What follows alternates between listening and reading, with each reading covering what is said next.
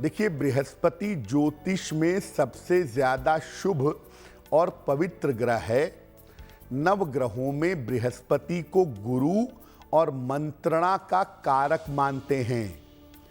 पीला रंग सोना, वित्त, कोश, कानून, धर्म, ज्ञान, मंत्र और संस्कारों से इसका सीधा संबंध होता है। शरीर में पाचन तंत्र, मेदा यानी मोटापा और आयु की अवधि को निर्धारित करता है। बृहस्पति के कारण ही व्यक्ति का मोटापा घटता और बढ़ता है। 5 तत्वों में आकाश तत्व का अधिपति होने की वजह से इसका प्रभाव बहुत ही व्यापक है। महिलाओं के जीवन में सबसे अहम प्लैनेट बृहस्पति स्वयं है, क्योंकि वो उनके विवाह की, उनके जीवन की सारी जिम्मेदारी लेता है। पुरुषों के जीवन में भी महत्वपूर्ण है, ऐसा हम नहीं कहते कि पुरुषों के लिए महत्वपूर्ण नहीं है, लेकिन महिलाओं के जीवन में बृहस्पति को कंसीडर करना बहुत जरूरी है।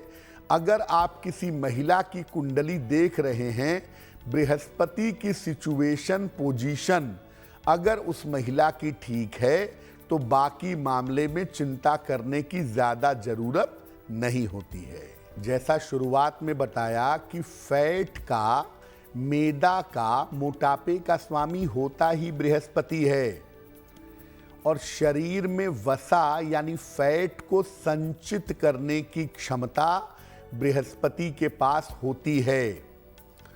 जब बृहस्पति लग्न को या लग्न के स्वामी को प्रभावित करे या बृहस्पति नवांश में प्रभावित कर दे आपके लग्नेश को या लग्न राशि को, तो मोटापा बढ़ जाता है।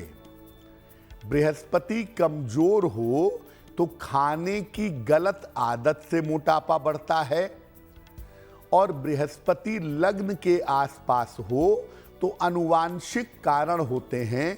परिवार में ज्यादातर लोग मोटे हैं, ज्यादा हेल्दी हैं, इस वजह से मोटापा बढ़ जाता है। बृहस्पति पर पाप ग्रहों का प्रभाव हो तो बीमारी से व्यक्ति मोटा हो जाता है। थायराइड बढ़ने से, थायराइड ग्लैंड जो यहां होती है, इसको जुपिटर ग्लैंड भी कहते हैं। यानी अगर थायराइड आपका बढ़ रहा है, अनकंट्रोल्ड है, तो उससे भी कभी मोटापा बढ़ जाता है। अब अगर बृहस्पति के कारण आपका मोटापा बढ़ रहा है, क्या उपाय किए जाएं कि इससे छुटकारा मिले, इसमें सुधार हो? एकादशी का उपवास रखिए। महीने में 2 एकादशी आती है। जल और फल ग्रहण करके एकादशी का उपवास रखें। खाने में नींबू और दही जरूर शामिल करें। रोज सुबह और शाम बृहस्पति के मंत्र का जप करेंगे। मंत्र होगा ओम ब्रीम बृहस्पतये नमः, ओम ब्रीम बृहस्पतये नमः। इस मंत्र का जप करने से लाभ होगा। मोटापे के बारे में एक बात और समझिए। आपने पुखराज पहन लिया, पीला पुखराज, और वो आपको सूट नहीं कर रहा है, तो पहले तो आप बीमार होंगे, उसके बाद आप मोटे भी होंगे। इसीलिए कभी कभी पीला पुखराज पहनने से भी लोगों का मोटापा बढ़ जाता है। बृहस्पति आपके डाइजेस्टिव सिस्टम को, पाचन तंत्र को बड़ी गहराई से प्रभावित करता है। लीवर जो एंजाइम बनाता है, लीवर जो खाना पचाता है, वो बृहस्पति से संबंध रखता है। भोजन के पचने की प्रक्रिया बृहस्पति से संबंध रखती है। अगर बृहस्पति कमजोर है तो व्यक्ति का पाचन तंत्र कमजोर होता है। ऐसे लोग जल्दी जल्दी भोजन निगलते हैं, जिस चक्कर में भोजन पच नहीं पाता। इसके अलावा व्यक्ति का रूटीन भी सही नहीं होता, जो कमजोर पाचन तंत्र का, वीक डाइजेस्टिव सिस्टम का कारण बनता है। यहां पर बृहस्पति हाइपर एसिडिटी देता है, फैटी लिवर देता है, लिवर सिरोसिस की प्रॉब्लम और कमजोर पाचन देता है। देखिए, फैट का मालिक बृहस्पति ही है, इसीलिए जब लिवर भी फैटी होता है तो उसके पीछे जुपिटर होता है।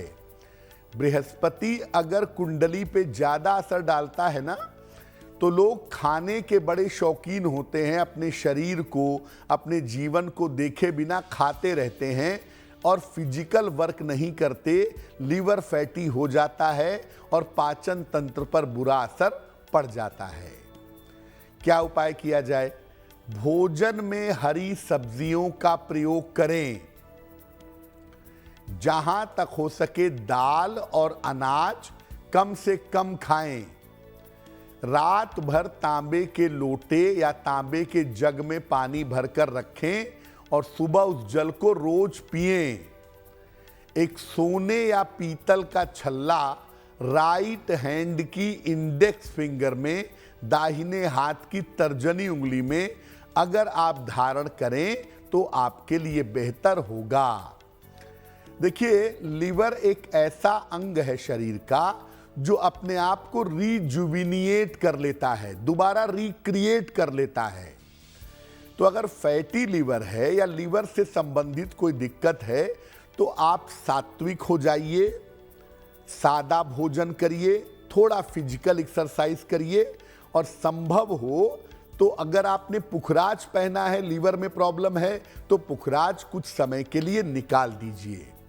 आप ऐसा करके देखिए, आपके पाचन तंत्र की समस्या में सुधार होगा। देखिए, बृहस्पति जितना शुभ है ना, अगर वो नकारात्मक प्रभाव देने पे आ जाए तो शनि से आप बच सकते हैं, बृहस्पति से नहीं बच सकते।